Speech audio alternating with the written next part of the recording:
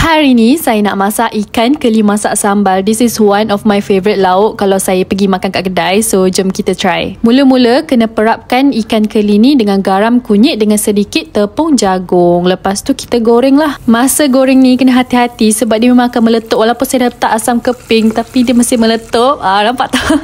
So korang kena hati-hati, okay? Bila dah masak boleh angkat dengan toskan minyak dia. Saya memang pakai tisu dapur Vinda Deluxe ni je tau. Sebab dia tebal and dia ada 3 kali lebih serapan minyak dari tisu-tisu yang lain.